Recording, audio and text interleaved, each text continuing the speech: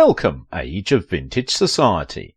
Today it's easy to assume that Lucille Ball and Desi Arnaz spent their entire lives together. For 6 years the pair appeared as a married couple on I Love Lucy, and that's the image most associated with each of them. Despite having had a turbulent marriage that ended in divorce in 1960, Arnaz and Lucille Ball remained friends and grew close again towards the end of his life. But the Cuban-born American entertainer was much more than Ricky Ricardo. How Desi Arnaz's affair almost got him killed. Make sure to watch the video until the end and leave your thoughts in the comments. If you are new here, join our wonderful community by subscribing to the Age of Vintage channel. Through the passage of time, what we usually get from the history of classic TV are the shows themselves, not necessarily their backgrounds in terms of how they came about, the ways in which they actually changed television, or behind-the-scenes drama that took place while on-screen magic was being created. For instance, when it comes to I Love Lucy, and especially husband and wife stars Desi Arnaz and Lucille Ball, there is simply so much that went on before, during and after the show, particularly in the case of Desi, an incredibly interesting, often tumultuous life that somehow gets lost to pop culture history. If I were to write the story of Desi Arnaz's life, I would title it The Prince of Cuba. He was born Desiderio Alberto Arnaz y de Achi III on March 2nd, 1917. His parents were Desiderio Alberto Arnaz y de Albeni II, who held a PhD, and Dolores de Aca, described as a doting mother. I believe Desi's great-grandmother was deeded by Spain a huge portion of Southern California. Her name was Ventura Arnaz, and there is a Ventura County in Southern California, as well as a Ventura Boulevard that runs all through the San Fernando Valley. There is an Arnaz Drive in Beverly Hills, not named for Desi, named for his great-grandparents, because at one point they owned it. Most people don't know this, but Desi was born into incredibly good circumstances. His grandfather went up San Juan Hill with Teddy Roosevelt and was high in Cuban politics. His maternal grandfather was one of the co-founders of the Bacardi rum industry. His father was the first mayor of their town. Santiago de Cuba is where he was born. His uncle was the chief of police of the town, and then his father went into larger politics on the island of Cuba. Havana was the political centre of Cuba back then, and Santiago de Cuba was the cultural centre of the island. It's where the music came from, and all the arts centred there. Not that there weren't nightclubs and things in Havana for the tourists. But on the island, if you were creative, if you were an artist, a musician, a singer, a painter, a writer, you probably spent more time in Santiago. Desi's family had mansions, ranches, yachts, livestock and sports cars. He was born into plenty. His family name had worth long before he ever came to this country or learned to speak a word of English, and he was being groomed for the future. It was assumed that he would go to college, to Notre Dame, and then go back to Cuba and take his place in politics as the next mayor, the next governor, or the next what have you. He was also an only child, which was rare in Catholic families of those days, so he was completely doted on. His father, Dr. Arnaz, was called the model mayor, and the people loved him. Desi was 16, and the family was wiped out, in that their homes were burned down, their livestock was slaughtered, their ships were sunk, and the only way Desi was able to get out of where he was without being killed was to have someone drive him. In those days cars had running boards, and he would shout, "Viva la Revolucion!" so that no one would shoot him. Very luckily, Desi, his mother and father didn't get killed, but they lost everything. Desi and his father managed to get out of Cuba before they could be arrested and moved to Miami. With the help of some people who were already in Florida, who were Cuban refugees, they were put into a warehouse where they lived with rats and roaches. That was their new home. From mansions they went to rats and roaches. Eventually his mother came, but his parents' marriage did not survive the trauma and they divorced. Desi's first job in America was going to all the Woolworths in Miami and cleaning the canary cages. Then he and his father went into the tile business. At the same time, Desi was going to high school to finish at least his high school education. At one point, when they were doing tiles, their shipment of tiles broke, and Desi figured out that they'd sell it as a luxury product. Broken tiles done in a mosaic is the new fashion. That was the first of the indications that Desi Arnaz was brilliant and could turn lemons into lemonade. Desi proved himself a natural with a guitar and made it obvious that he could sing, so once he was finished with high school he started a group called the Simony Septet, which was comprised mostly of Jewish boys, as there weren't enough qualified Latino musicians in Florida at the time. Before Tom Jones, before Elvis Presley, their direct ancestor is Desi Arnaz, who used to dance swivelling his hips, showing off what he had and making the girls swoon. He began to make a small name for himself as a performer. Elvis took it from Desi. Tom Jones took it from Elvis. It wasn't long before Desi became the darling of New York City society, helped in no small way by the fact that he was the first person to start a conga line in this country while beating the conga drum. One of the other people who loved him was Larry Hart of Rodgers and Hart. The duo was writing a new musical called Too Many Girls, and Larry Hart was convinced that Desi was perfect for it. In fact, he reportedly privately coached Desi, so that by the time he auditioned, there was no way he wouldn't be cast. And not only did he get the part, but the role was greatly expanded from the way it was originally envisioned. They found that he was funny as well as handsome, that he was dynamite on the stage even more than in a nightclub, and the show was an enormous hit. RKO bought the rights to the show, the great George Abbott directed it, and it really helped Desi become a star.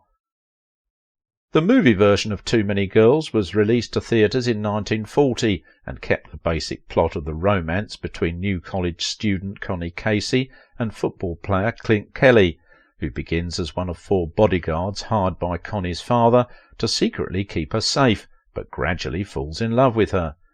Desi is in the supporting role of Manolito. They took almost everybody from the stage version to Hollywood, except the leading lady, whose husband wouldn't let her go, and they replaced the leading lady with an RKO star, who at this point was starring in B-movies for them, and her name was Lucille Ball. When Desi Arnaz first set eyes on Lucille Ball in early 1940, it was not an auspicious beginning to their relationship. The Cuban band leader turned fledgling actor made a derogatory remark about the then B-movie actress's appearance.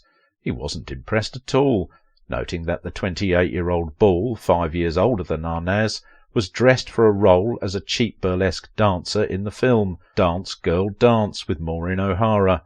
Later that day, Ball re-emerged in a more elegant yellow sweater, beige pants and heels, with her hair perfectly set. Their love affair began immediately.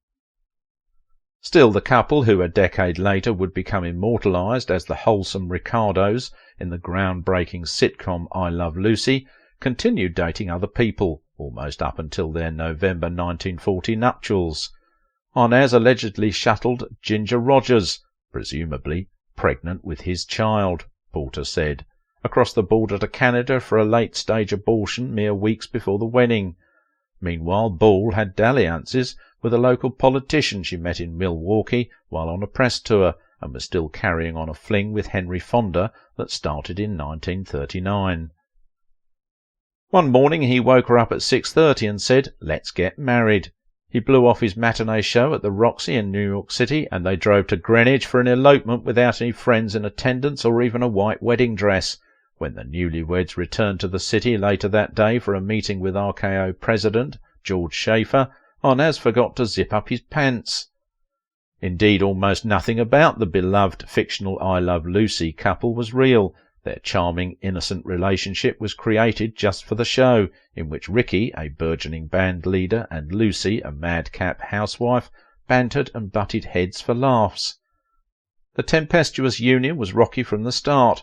During the first week of married life, Arnaz allegedly visited Polly Adler, then the most famous madam in New York.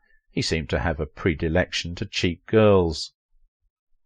But Ball was far from faithful herself, continuing her flings with Fonda and others. Lucille really liked men. She'd say, "I'm always falling in love. I can't help myself." Said to have a voracious sexual appetite, the affairs were as much for lust as they were to get back at Arnaz. for his legendary romps. The dalliances and distrust defined their relationship.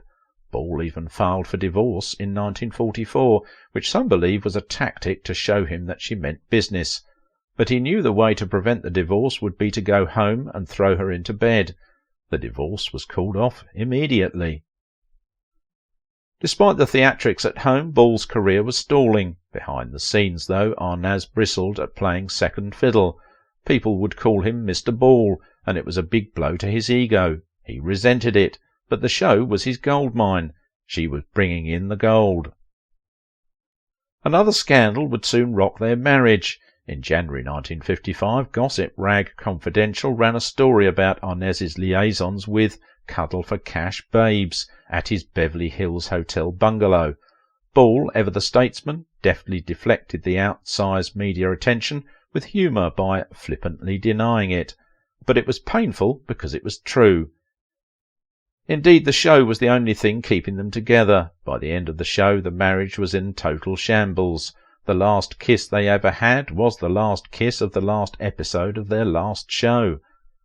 During his lifetime, Desi Arnaz had as many scandals as his milestones. Among the controversies were his affair with a married woman whose husband almost threw him out of a window. Before Ball ever got in the picture, Desi was in love with another woman. He chronicled the story of his relationship with this woman, called Freckles, in his 1976 book, A Book. There Desi wrote of his affair with Freckles and an incident that could have turned volatile. Here's a look back at the escapade. He described Freckles as one of the most astonishing women he'd ever met, the reason being that she always gave him his space. The two met at a nightclub and continued seeing each other subsequently. Freckles never complained and were content with the terms in their relationship. He shared that Freckles was never critical of his affair with other women, despite knowing. Desi wrote that Freckles could put up with his excesses, and she never nagged. He would go on weekend detours to indulge himself with another woman, but Freckles would pretend not to know, and simply ask him how the events went. Despite how well Desi's relationship suited him, there was a problem. Freckles was a married woman. However, she and her husband were separated, and Desi wished to marry her after their divorce was finalized. There was a confrontation between him and Freckles' husband. On one of their clandestine affair nights, Desi and Freckles were returning to her apartment when they saw her husband in the lobby. A brief exchange ensued between the two men, of which the husband insisted he wanted to discuss with Desi. She became alarmed and warned Desi that her husband might be planning to kill him because it wasn't his first time. The two men walked outside, and at this, Freckles' spouse pounced on Desi and started throwing punches. Desi fought back while stressing that he did not want to get physical. Freckles' husband ended the brawl and invited the Too Many Girls actor to his apartment. Desi wrote in his book that he agreed, but he knew the man had ulterior motives. Once they were in the apartment, Freckles' husband opened the window and asked Desi to take in the view of the city from the open window. Desi became suspicious and shut down the idea. The story took another turn when Freckles' husband became calm and asked to prepare Desi breakfast. Desi wrote of the turn of events in his book. His first plan was to push me out of the window, but he then cooked a wonderful breakfast for me. I think everyone reading this can learn from Desi Arnaz to take joy in life. Don't put joy off. Every day find something about which to be joyful. That's how you have a happy life, and he did that. In his worst days he did that, and in his best days he shone like a star, because he loved his life. He loved what he did. He loved his children. He loved to cook. Not many people know he was a great cook. Ball and Desi divorced in May 1960. Ball would marry comedian Gary Morton the following year, while Arnaz wed Edith Mack Hirsch in 1963. Even when she got remarried, Ball said Arnaz was the love of her life. Not the kind of thing your second husband wants to hear. Towards the end of his life, Desi owned a horse-breeding farm in California and raced thoroughbreds. Additionally, he taught studio production and acting for television at San Diego State University. Unfortunately, though, throughout most of his life, Desi had smoked Cuban cigars and in 1986 was diagnosed with lung cancer, passing away from the disease on December 2nd of that year. Still, the last phone call Arnaz accepted on his deathbed in 1986 was from Ball. If you liked this video, don't forget to give it a thumbs up, subscribe if you're new here, and if you want to support my work, please visit my Patreon page. Desi Arnaz was a dynamite on a stage and maybe even in bed, but he wasn't the only man in Hollywood with an exciting love life. Why Franchot Tone's love triangle led to the scandal of the year. Watch this video and find out.